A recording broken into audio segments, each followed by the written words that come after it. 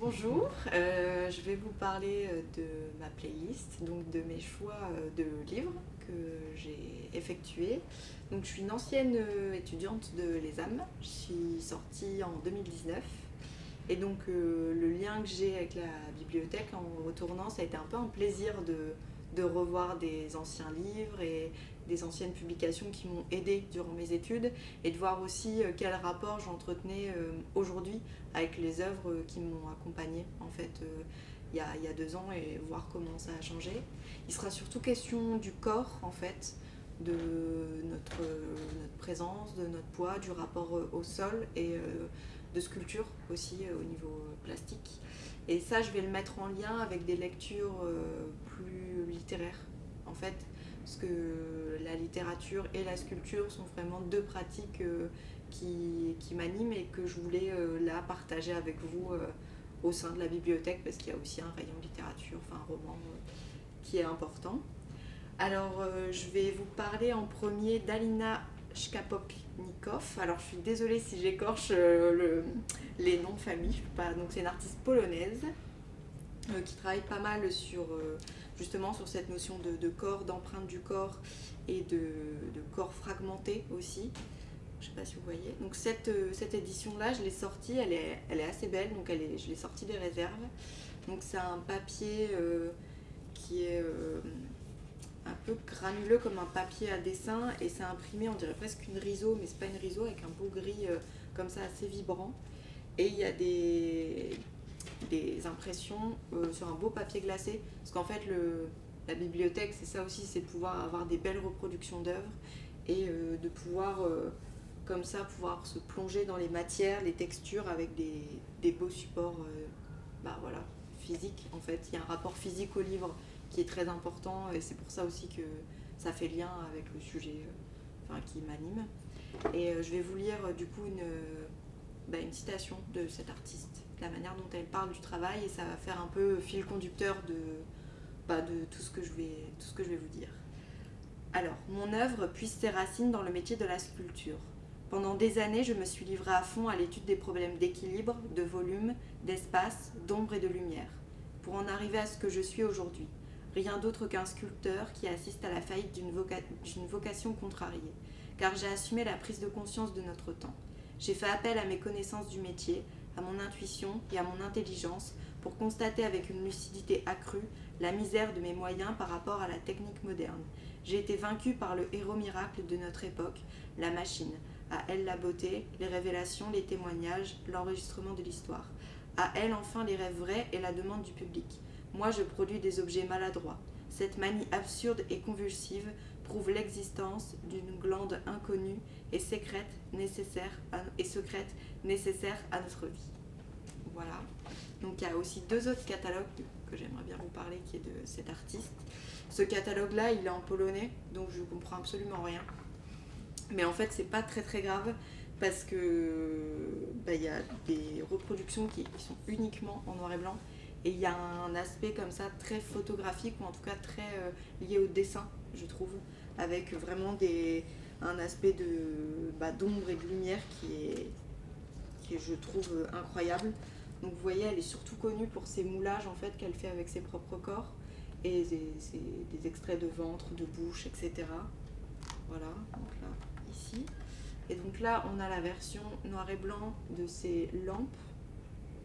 Voilà, que en fait, on peut retrouver ici dans son catalogue, dans le catalogue qui est issu d'une expo qui a été organisée sur elle au Vils, à Bruxelles, qui est un lieu où j'aime aller, qui est un centre d'art contemporain. Et donc là, on voit vraiment son rapport organique avec là, on voit vraiment l'aspect coloré quoi, en fait, de ces résines. Il y a quelque chose de presque de l'ordre de la fleur, du végétal, où tout à coup, on ne sait plus si on est face à un corps humain ou une espèce de lampe décorative ou une fleur qui pourrait être posée comme ça au bord d'une table. Et je trouve ça assez fort. C'est pareil, là, j'aime beaucoup l'utilisation du rapport à la sculpture et comme ça, cet objet manufacturé de dessert qu'elle vient associer, elle vient contrarier un peu cet aspect très organique ou en tout cas un peu mâché du travail. très sensible aussi et délicat avec quelque chose de plus dur. Et en parlant du Vils, en fait, c'est un endroit où j'aime aller et la bibliothèque, ça sert aussi à ça, faire des recherches sur des artistes plus vieux ou des expositions qu'on n'a pas pu voir. Mais par exemple, au Vils, j'ai vu un dessin de Corentin Grossman, qui est un artiste contemporain. Et en cherchant à la bibliothèque s'il y avait quelque chose sur lui, je suis tombée sur la revue Collection, donc qui est une revue de dessin, donc qui va de la BD jusqu'au dessin contemporain. En fait, ça traverse plein de champs du dessin et c'est fait par des artistes graphistes, c'est tenu un peu par des personnes comme ça, donc c'est pas un point de vue journalistique plus théorique, il y a quand même de la théorie, mais c'est plutôt une approche du dessin, de la matière, de la manière dont les artistes apprennent la chose. Et donc Corentin Grossman, c'est des grands formats comme ça de dessins en noir et blanc où c'est vaporeux, spongieux, où on a des espèces de pousses, de fleurs. Moi j'adore regarder, en tout cas en vrai ça a été un plaisir, et même dans la reproduction, on peut voir qu'il y a toujours des petits sexes qui se cachent en fait dans les paysages, et que ce soit des sexes féminins, masculins, ou en fait comme des fleurs aussi c'est des formes de sexe, et là en fait tout à coup c'est des sexes humains qui sont cachés, et je trouvais ça, voilà. Donc collection c'est pareil, là c'est date de 2011 ou 2010 celle-ci, donc c'est la première. Et donc il y a tout le reste de la collection à la bibliothèque. Pour continuer un peu avec la Belgique, j'aimerais bien vous parler d'une artiste qui m'a beaucoup influencée aussi pendant mes études et qui m'influence encore beaucoup, donc qui est une femme, Edith Dequinte. Donc là c'est pareil, c'est un livre qui est issu d'une exposition qu'elle a fait là-bas, donc à Bruxelles. Et donc en fait là ici, c'est plutôt une question de processus, de temps qui passe et d'action sur la matière, sur les matériaux. Donc là par exemple, on a de la terre qui sera séchée, il y aura l'idée du vieillissement ou du craquellement. Enfin, voilà. C'est des choses qui, contrairement à ce que je vous ai fait voir précédemment, qui sont beaucoup plus épurées, beaucoup plus simples au niveau formel, qui sont peut-être plus bavardes dans le sens où ça va plutôt parler du sang, du temps ou du vécu en fait, de la matière. Voilà. Et je vais vous montrer cette œuvre-là que je trouve, qui m'a aussi beaucoup influencée, que je trouve assez belle, qui est une toile de coton avec du chlorure de sodium et de cuivre derrière, et ça vient comme ça dégouliner sur le mur de l'exposition. Et je trouve ce geste assez radical et assez beau, évocateur, parce qu'en fait là c'est vraiment un lien direct avec le mur, avec le lieu où est-ce qu'on expose. Il y a quelque chose de très physique, très palpable, lié encore à la fluidité, enfin aux choses presque imperceptibles aussi, aux réactions chimiques, enfin voilà. Et du coup, en lien avec ça, j'aimerais vous lire un extrait du livre de Virginia Woolf, donc qui s'appelle Les Vagues, qui est son roman peut-être le plus expérimental, qui a été publié en 1931, il me semble. Et donc là, c'est 6 personnes, enfin c'est 6 monologues en fait intérieurs qui sont voilà, qui parlent un peu comme ça, qui passent de l'enfance au vieillissement, à l'âge adulte, et on a cette espèce de vague, de remue en fait entre ces 6 personnages, de va-et-vient en fait, qui sont assez beaux. Et je vais vous lire un extrait qui j'espère va faire sens. Je vois ce qui est devant moi, dit Jim. Cette écharpe, ces taches couleur de vin, ce verre, ce pot de moutarde, cette fleur. J'aime ce qu'on touche, ce qu'on goûte. J'aime la pluie quand elle s'est transformée en neige et qu'elle est devenue palpable. Et comme je suis téméraire et plus courageuse que vous, je ne délaie pas ma beauté mesquinement de peur qu'elle me brûle. Je l'avale, pure. Elle est faite de chair, de substance. Mon imagination est celle des corps. Voilà. Du coup, c'est pareil, c'est un extrait que voilà, j'ai choisi en lien avec tout ce qui se passe là sur la table. Je voulais aussi évoquer, donc là c'est vraiment différents types de livres que j'ai pris qui sont soit liés à mes recherches plastiques, soit à des romans que je lis, des artistes, mais c'est aussi lié à certaines expositions que j'ai vues. Donc là, j'étais à la Biennale de Lyon en 2019. 2000, ouais, c'est ça. Et donc ça, c'était, je vais vous lire un extrait de Études sur les eaux de Ryoko Sekiguchi. Excusez-moi, pareil pour les... Donc là, c'est pareil, il est question d'eau et de fluidité.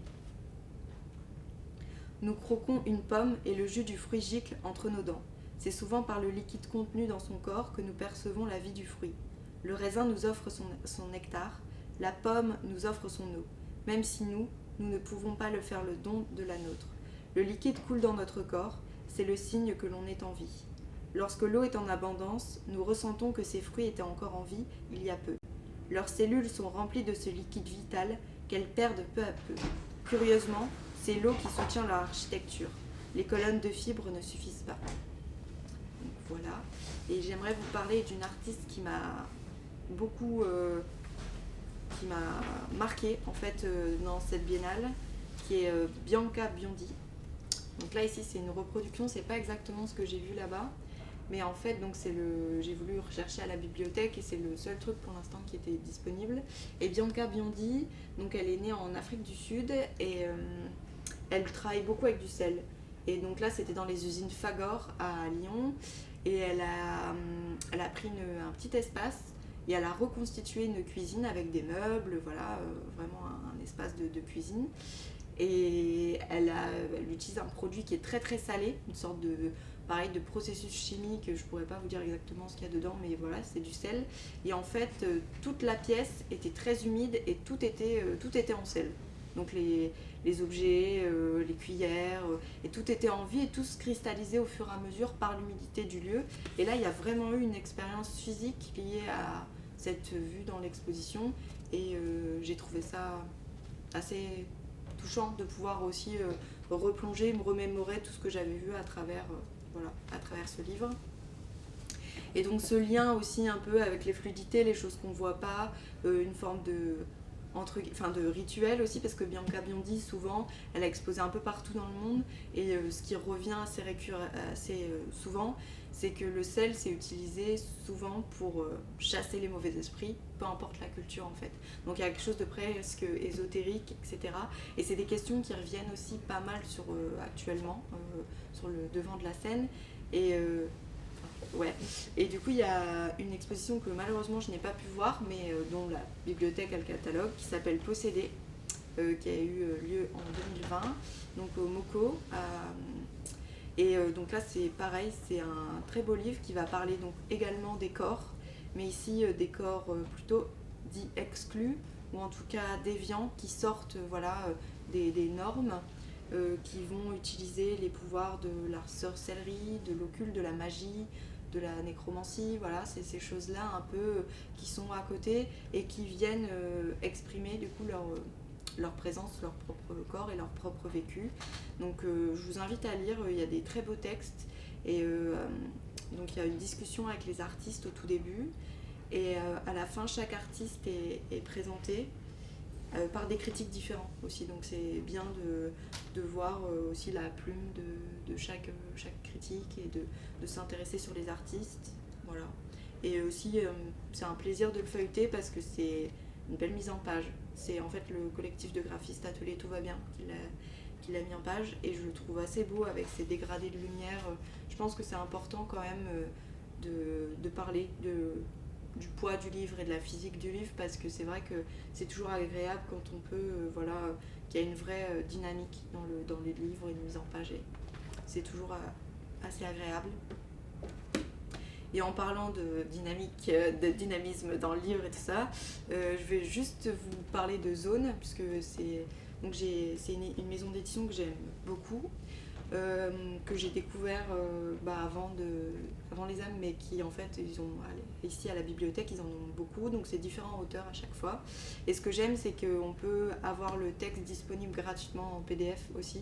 Donc c'est bien aussi de soutenir et d'acheter le livre, c'est toujours mieux, on peut faire les recherches. Mais c'est vrai que c'est aussi important de voir qu'il y a d'autres manières de pouvoir diffuser, et de lire et d'accéder à à ces textes-là qui sont importants. Là, dernièrement, c'était le livre aussi de Mona Chollet qui a beaucoup fait parler de lui sur les sorcières, donc qui a été aussi publié dans cette édition-là. Là, ici, j'ai voulu mettre donc Chez soi de Mona Chollet, que je n'ai pas lu, mais c'est fait exprès parce qu'en fait, je compte le remporter après pour le lire et que je voulais vous dire que la bibliothèque, c'est aussi un espèce de work in progress tout le temps, où on prend des livres, qu'on va les lire, mais c'est aussi un choix parce qu'on a déjà lu un autre ouvrage du même auteur et de la même édition qui est très très cool. Voilà, donc je vais vous parler, pour aussi mettre en regard avec un peu tout ce que j'ai dit, d'une artiste qui s'appelle Lise Magor. Alors elle est surtout connue pour ces espèces de sculptures avec des textiles qui sont des textiles de seconde main. Donc elle vient comme ça mettre, donc c'est comme si ça sortait du pressing, voilà, elle vient les relaver, etc. Mais elle vient aussi mettre en avant des brûlures ou l'usure des vêtements qui appartiennent pas à elle, donc il y a une sorte de souvenir de quelqu'un d'autre ou du passé, voilà. Donc elle questionne un peu le quotidien avec des choses assez simples mais qui en même temps sont plutôt précises. Et elle vient venir par des gestes tendre, en fait, mettre en tension ces choses, ces textiles. Elle vient aussi mouler des textiles pour les rendre les rendre plus durs et y cacher par exemple des canettes de bière ou des mégots de cigarettes, quelque chose comme ça, assez où ça parle de notre quotidien ou de notre rapport au monde. Je pense que si vous voulez plus en savoir sur elle, il faut lire. Là, c'est vraiment mon point de vue, moi, en tant que plasticienne, ce qui m'intéresse. Et en fait, en refeuilletant ce livre, je suis retombée sur cette œuvre-là, qui s'appelle Sleeper. En fait, on dirait, c'est assez bizarre, donc ça évoque un corps endormi, un peu, assoupi. Il y a quelque chose assez rigolo dans la forme, on ne sait pas trop si c'est un étron, une carotte, et avec des cheveux de poupée synthétiques. Comme ça, il y a quelque chose qui me faisait bien triper, qui me faisait, je suis retombée dessus et ça m'a vraiment... j'ai trouvé cette œuvre incroyable. Et en fait, en feuilletant aussi, je vais vous parler de Amélie von Wulffen, qui est une artiste allemande, et je vais vous parler de sa série de dessins qui s'appelle This is How It Happened, qu'elle a commencé en 2011, et je vais le mettre en regard avec ce dessin-là. Voilà, parce qu'en fait, j'ai trouvé ça très très drôle, cette petite carotte dans le fond qui fait un concert. Et j'ai trouvé que ça ressemblait à cette petite carotte là qui s'était endormie. Donc là, c'est purement personnel, hein, c'est moi qui me raconte les histoires, mais en fait, ça sert aussi à ça, hein, de pouvoir regarder les livres et de les mettre en lien. Enfin, en tout cas, il y a quelque chose ici de l'ordre de l'inanimé, quelque chose de fragile ou de très étrange. Et en fait, bizarrement, ici, ça paraît un peu, livre, un peu, ça reprend les codes des livres aquarelles pour enfants, un peu BD et tout ça. Mais en fait, c'est des saucisses qui dansent avec des poires. Et c'est aussi des choses peut-être un peu plus crues quand on feuillette les autres dessins. Avec, par exemple, là, ici, on peut voir des relations sexuelles hyper violentes entre les fruits. Et du coup, Et j'aime beaucoup cette espèce de contraste qu'il y a dans ces dessins et qui sont aussi dans les autres manières de voir ou de faire les sculptures. Et je trouve qu'on le retrouve aussi chez Lise Magor avec les canettes de bière et ça j'aime beaucoup. Mais c'est pareil, c'est deux registres vraiment complètement différents, mais que je mets en regard. Donc voilà. J'aimerais bien aussi, donc tout en lien là avec la sculpture, vous parler d'un sculpteur qui m'a aussi pas mal influencée et qui est Brancusi. Donc l'ouvrage est très très beau parce qu'en fait on a plusieurs reproductions de ses pièces avec des photos de son atelier ou des œuvres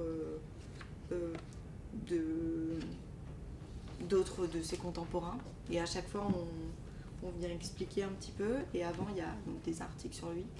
Et c'est cette sculpture-là qui s'appelle le torse ou fragment d'un torse qui me plaît beaucoup, parce qu'en fait il y a déjà c'est bizarre, c'est un fragment, donc on est encore dans le corps. Il y a un truc assez beau, poli vers le marbre, on dirait une pierre un peu précieuse, on revient sur l'occulte, parce qu'en fait ici il y a la vue sur le côté, on dirait presque des géodes, quelque chose d'hyper... Et en fait ce qui me plaît, c'est qu'ici, hop, il y a une tension au niveau de la sculpture, il y a un mouvement, et en fait tout tient dans cet équilibre, et tout est suggéré par des plis minimes, il y a quelque chose de très sensuel, de très beau, très lié au toucher en fait, qui est je trouve hyper plaisant à regarder en fait au niveau de sculptural. Je trouve que on s'ennuie pas à regarder Brancusi, et là j'ai voulu le mettre en lien dans cette notion d'équilibre et avec un artiste plus récent, en tout cas plus jeune que Brancusi, qui est France Ouest. Du coup, je sais pas si vous voyez. Et donc là, ici, France Ouest, lui, il vient plutôt utiliser du papier mâché, des choses plus entre guillemets crades, où ça va être... il est surtout connu pour des sculptures monumentales qui ressemblent à d'énormes intestins ou des gros caca roses. Et en fait, là, ici, je trouvais qu'il y avait un lien formel entre les deux, et qu'on trouvait... Donc là, c'est une bouteille de vin. Et il y a un lien entre, encore une fois, le corps qui est un contenant autant qu'il est contenu en fait. Et je trouvais ce rappel assez beau aussi dans cette notion d'équilibre, de tension de la sculpture. Parce que Brancusi, c'est quand même quelqu'un qui va, au début, il va faire ses sculptures et les mettre sur des socles qu'il va sculpter. C'est-à-dire que il prenait du bois et il venait vraiment tailler le bois à même la matière, et il disait que c'était la matière qui venait révéler la forme. Et ensuite, ces socles, ça va faire partie intégrante des sculptures, jusqu'à vraiment assumer le fait que la sculpture, elle commence pas du socle, mais elle commence bien à partir de... elle commence pas juste en étant posée sur un socle, mais elle commence à partir du sol en fait. Et j'ai plein de post-it, notamment celle-ci va faire la Maestra, voilà, qui est vraiment aussi très très belle, avec ces assemblages aussi de formes, de matières, qui font que ça fait penser à des caryatides au niveau architectural. Et il y a vraiment ce rapport d'équilibre, de texture, c'est assez incroyable en fait, et d'assumer ça, tout en étant dans des sculptures. Il est surtout connu aussi pour ses colonnes sans fin, où c'est modulable. Il y a quelque chose aussi d'hyper lié au corps, et il parle surtout de présence de la sculpture, du poids en fait, le fait que c'est ça. Et il y a aussi d'autres... après, il y a plein d'autres œuvres qui sont assez belles, où c'est toujours des lignes presque qui pourraient faire rappeler certains dessins en fait, où il y a des jeux d'ombre et de lumière. Et je vais juste vous évoquer une œuvre de Wolfgang Leib. Excusez-moi pour les noms. Wolfgang Leib. Voilà, vous trouverez sur YouTube des gens qui le disent mieux que moi. Mais je voulais juste mettre en lien avec cet artiste allemand qui sont ces pierres de lait. Je ne sais pas si vous connaissez un peu. Voilà. Et en fait, ça ici, ce qui me touche, c'est qu'en fait, c'est du marbre qui est légèrement creusé, donc pour pouvoir accueillir le lait. Donc légèrement creusé au milieu, tout en laissant des rebords, en fait, un tout petit peu. C'est vraiment très minime. Et il vient déposer comme ça le lait sur la surface, et ça donne quelque chose de blanc bizarre. Donc, et le lait, ça renvoie au fluide, ça renvoie à l'organique, ça renvoie aussi au corps, quoi, à tout ce qui se passe. Et en fait, c'est assez beau parce que le lait va finir par s'écailler, par pourrir. Et je trouve ce geste, c'est assez fort aussi, parce que du coup, il y a le marbre qui va venir comme ça, et le lait qui vient, en se posant, venir presque comme ça et former une espèce de baiser. Et du coup, ce geste-là me renvoie forcément au baiser de Brancusi qui a été taillé dans un seul bloc. Donc c'est pareil, c'est des époques différentes, mais en tout cas, moi, c'est des liens que je fais en fait au niveau de l'élaboration, au niveau sculptural, de comment ça... Voilà. Et donc ça me fait penser aussi à ses relations aux autres et à l'amour.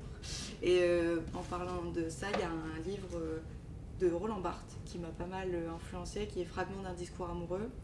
Et en fait, il vient comme ça de manière très segmentaire, en tout cas par ordre alphabétique, toujours voilà, avec des règles bien précises, issues de Oulipo, tout ça. Enfin, et donc il parle du lien qu'on peut avoir quand on est amoureux, ou quelle attitude on a. Donc pareil, très lié à nous en fait par rapport aux autres, comment on se positionne. Et en tout cas moi, ce que j'ai retenu le plus, c'est au tout début, il parle de l'attente et il dit que celui qui est amoureux, c'est celui qui attend. Et je trouve ça assez beau en fait, parce qu'on voilà, on est en position d'attente et il y a une espèce de désir ou de fantasme qui arrive. Et ça, c'est très lié aussi, je pense, à ma vision de la sculpture, au corps et au désir, ou en tout cas vraiment lié à une espèce d'érotisme des matières et des matériaux, en fait, aux choses qui évoluent. Enfin, il y a quelque chose de l'ordre du toucher, en fait, qui est lié à la pratique de la sculpture, enfin, je pense. Et par exemple ici, c'est une artiste écossaise qui s'appelle Carla Black. Donc là c'est pareil, c'est un assez beau livre avec, on a des belles reproductions en papier, pas tout à fait glacé, mais un beau papier quand même. Et ici on arrive presque sur du papier plus à dessin, avec des titres écrits au crayon gris, des interventions. Donc ça c'est purement au niveau mise en page. Mais cette artiste-là, elle m'intéresse surtout pour ces sculptures qui utilisent le pigment, ou en tout cas la couleur, par des matériaux de l'ordre du quotidien, c'est-à-dire du papier toilette, des cosmétiques, du vernis à ongles, du gel douche, enfin voilà. Et c'est des espèces de drapés ou des corps qui sont toujours installés en fonction d'un lieu, avec des poudres aussi qu'elle vient étaler. Et je trouve ça assez beau en fait ce travail, parce qu'il est comparé là à ces blocs, ce que je voulais mettre en avant, c'est une forme de fragilité aussi. Enfin, il y a quelque chose de presque vaporeux. Où là, la sculpture, on a l'impression que voilà, ça rejoint peut-être plus Edith Dequin, quelque chose de lié au processus, au temps, et qui vient comme ça flotter dans l'espace. Et voilà, et elle utilise aussi donc toutes des poudres. Avec ici, on a des belles reproductions. Des poudres cosmétiques, etc. qu'elle utilise, avec des papiers de sucre aussi. Il y a quelque chose de très corporel, très organique, presque minéral en fait. On ne sait plus où sont les frontières. Voilà. Et j'aimerais terminer aussi sur Eva Hesse, qui est une sculptrice qui m'a aussi beaucoup marquée durant mes études. C'était un plaisir de pouvoir retourner voir ses œuvres. Donc là, ici, le livre. Et cette sculptrice, elle a utilisé des cordes, du latex, des matériaux qui n'étaient pas forcément courants pour l'époque. Et je voulais ici mettre en lien cette œuvre-là avec les œuvres de Lise Magor, de textile qui sortent du pressing, là, voilà, où elle vient comme ça. Et je trouvais ça assez beau, cette espèce d'épingle avec la différence temporelle en fait, et en même temps qui raconte des choses différentes, mais qui font quand même lien. En fait, il y a une espèce de tension. Et donc Eva Hesse, elle est connue pour ses sculptures pas mal en fibre de verre, en silicone.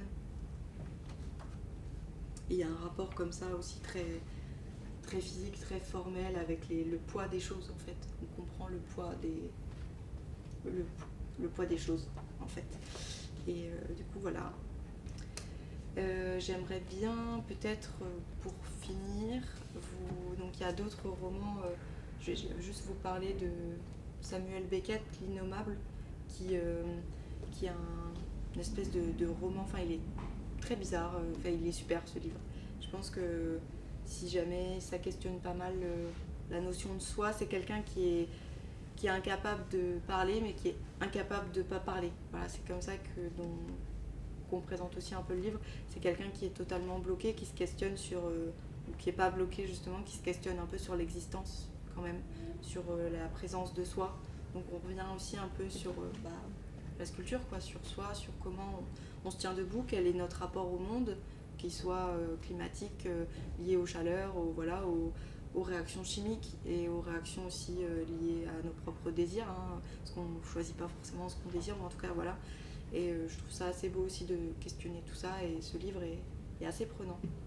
Et je vais juste terminer par peut-être par une citation par vous lire une petite citation de Valère Novarina, qui est Le théâtre des paroles. Puis je vais vous la lire et puis voilà. Alors, j'ai pas écrit ça avec la main ou avec la tête ou avec la queue, mais avec tous les trous du corps. Pas de l'écriture à plume, mais de l'écriture à trous. Rien qui se brandit et tout qui s'ouvre. Avec les 3 sphincters nommés plus haut. C'est du texte à trous d'air, à appel d'air, féminin, vide, oral, ouvert, creux. Ça appelle l'acteur au secours. J'ai aspiré, trou d'air premier. Voilà. Je trouvais que ça faisait un beau, les trous, tout ça, une belle ouverture, ou en tout cas l'idée de cycle, voilà. Et voilà, je sais pas trop si vous avez des questions ou non.